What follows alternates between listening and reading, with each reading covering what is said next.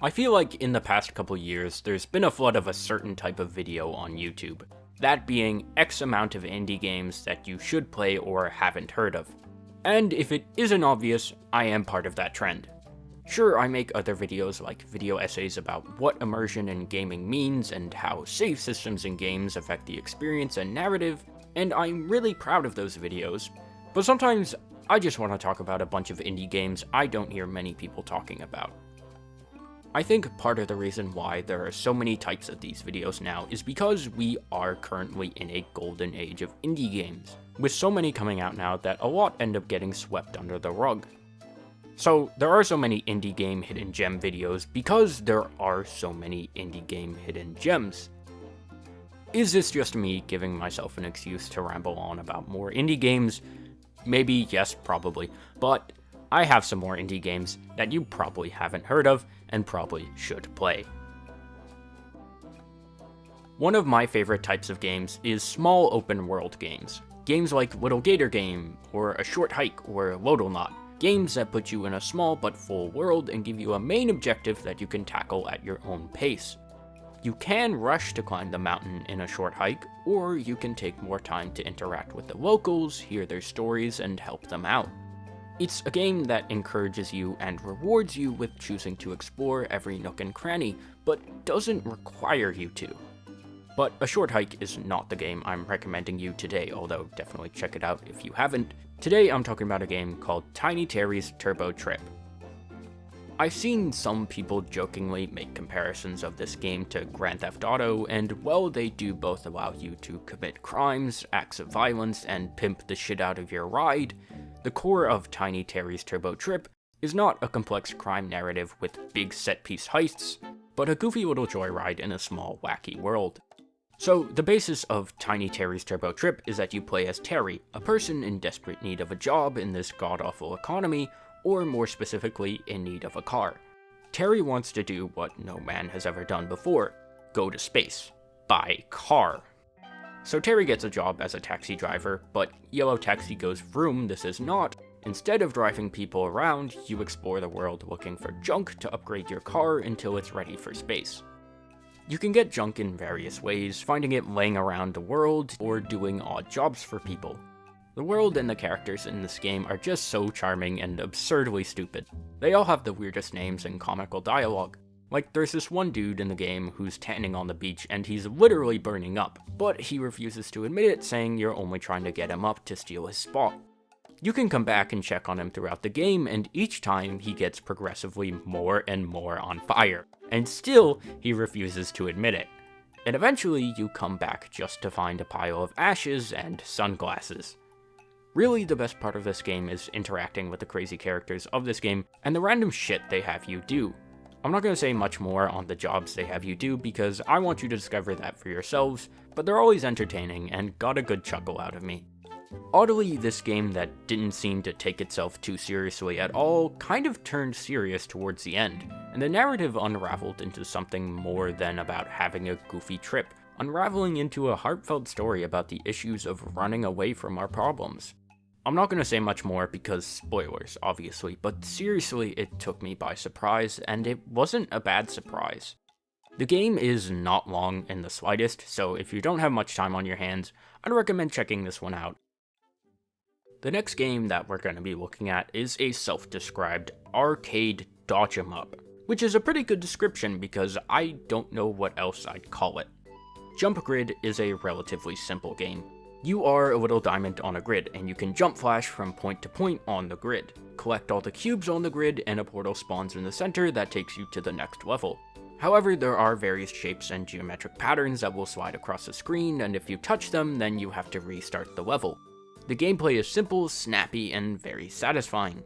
At first, the levels are pretty easy and can be beaten in 1 or 2 tries, but the challenge will start ramping up, and when it does, the game becomes a trippy tango where your reflexes and memorization are really tested. The visuals really take full advantage of the simple geometry and color to make some mesmerizing shit, and along with the bumping music, this almost feels like something you'd see at a rave. Overall, it's a nice game to play in short bursts or just bang out in one sitting, and if you still want more, there's an infinite mode with a leaderboard I am never getting on. The game only has like 62 reviews on Steam. It's crazy how little attention this game has gotten. I feel like this is a game we all would have played the shit out of on cool math games when we were kids, and I mean that in the best way possible. We have not one, but two car-centric games in this video. Redline Crooks is a roguelike combat racer all about driving as illegally as possible. In this game, you pick and modify a car to be so insanely not road safe that there's no way it's ever gonna pass inspection. The basic premise is, you're running from the cops. Cause as much destruction as you can to get more money to further pimp your ride.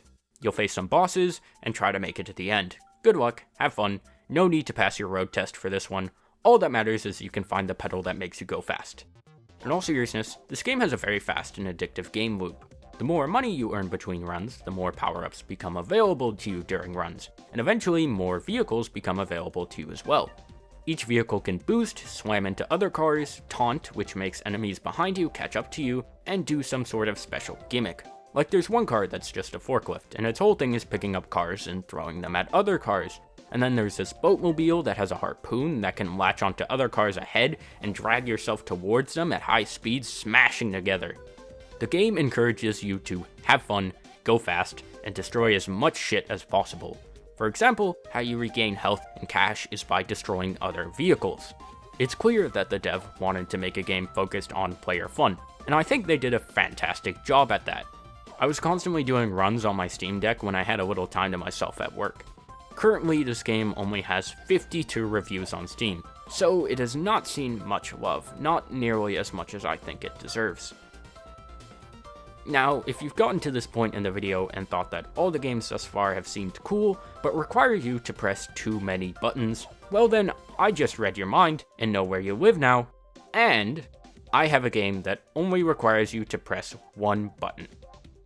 Onebutton Bosses is a rather self-explanatory game. It's a game where you face off against a bunch of bosses using only one button. How it works is you're this little guy here moving along the track, and that guy there is the boss. Before each boss fight, you can pick your movement ability and weapon. Your movement ability is going to determine what the one button does. Like the dash ability has you always moving in a counterclockwise direction, slowly picking up more and more speed. And pressing the button will have you dash, giving you extra speed and invulnerability while dashing. However, when you come out of the dash, your movement speed will be reset. Then there's turn, which is similar to dash in that you slowly build up speed, but instead, pressing the button will have your guy turn and go in the other direction, resetting your movement speed. Speed can be an important thing depending on the boss and the weapon you go with, and this is where this simple game really shines and gets another layer of complexity. Different bosses are going to have different attack patterns and sometimes even different track layouts.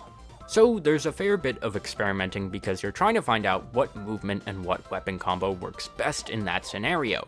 Like, with the shooter weapon, it's constantly firing little bullets, and when you move faster, the shooting speed and bullet size increases, which basically means the faster you move, the more damage you do. Meanwhile, a weapon like the pickup is one that you have to retrieve from the track to shoot, and it will be constantly alternating size, and when it's bigger, it does more damage, so you want to retrieve it when it's as big as possible. You unlock more weapon and movement options as you progress through the game, and even more color palette options, which isn't really important, but I thought was a fun little thing. Look, they even have a bunch of pride colors. You could probably beat any boss with any combination, but there's another layer of fun in figuring out what the most optimal way to beat the boss is. This seemingly simple bullet hell was made by like 3 people and is addictively fun and really isn't so simple with the wealth of possibilities it gives you to play the game. And I think it does a good job at being welcoming to those who are new to or afraid of the bullet hell genre, while still having the difficulty options experienced players are looking for, because there's a lot of room to challenge yourself, trying to 100% the game and get S grades on every boss, beating them as fast as possible. But you do have the option to play it safer and use a build that will maybe take longer to beat the boss, but will give you more safety and control. If bullet hell games are your shit, this game is for you. If you're bad at bullet hell games like me, this game is also for you. This game also has a pretty solid roguelite mode if you beat the campaign and still want some more one-button bosses. Currently, this game only has 141 reviews on Steam, so check this one out if it at all seems interesting to you. It's only like $10, and goes on sale pretty often. You Are Peter Schwarz is a weird game. It's one part NES-era Mega Man, another part Metroidvania, and another part Smash Bros. How this concoction ended up happening, I have no idea, and you know, I'm not complaining because it kind of kicks ass. So, the premise of the game, as the title says, you are Peter Schwarz, a guy who just wants to mind his own business and grill, as we all do. However, you get taken by the government and your DNA is used in a bunch of experiments, and now you have to escape the facility and fight weird clones of yourself, as one does. So, this game has platform fighter controls, but it only uses a D-pad and 2 buttons like the NES controller, so it's a little more limited. But you know what? It works pretty well. You still have a block, a grab, and even a parry. You're able to pull off some pretty sick combos and juggling with a little bit of practice. So the Metroidvania and Mega Man part of the game have you exploring this big facility to find and defeat these big boss Peters that once you defeat, you can switch between them and use their powers and movesets to explore more of the facility, to find more Peters, and eventually escape. This is a solid, goofy little time. It does have some of that NES-era difficulty, like instant death spikes, but overall there wasn't too much of it, and it never really got on my nerves too bad. There were a couple deaths that irked me a little, but they didn't detract from the experience as a whole. Also, there's a whole nother side mode in this game where you can duke it out with friends, pick your Peter, and pick a stage. Yeah, there's a Smash mode, and it's a more than welcome inclusion. Currently, this game is sitting at 159 reviews on Steam, and I was checking out the dev, and they made some really cool stuff. Seriously, go check AuntyDev out. Anyways, that's gonna be it for this video. There are a couple more games I wanted to talk about, but this video is gonna be long enough as is, and I have a pretty limited schedule, so I'll save them for another video. As always, I hope at least one game in this video piqued your interest, as so much hard work and love went into them, and I think that others should appreciate that. There's probably not going to be another video until like May, because I have to finish up my spring semester, and there's no way I'm going to be able to get out another video during then with how busy I'll be. But I do have a really cool video essay idea that I want to make about roguelikes and the rise of the genre, so you can look forward to that, hopefully in May. Thanks for watching.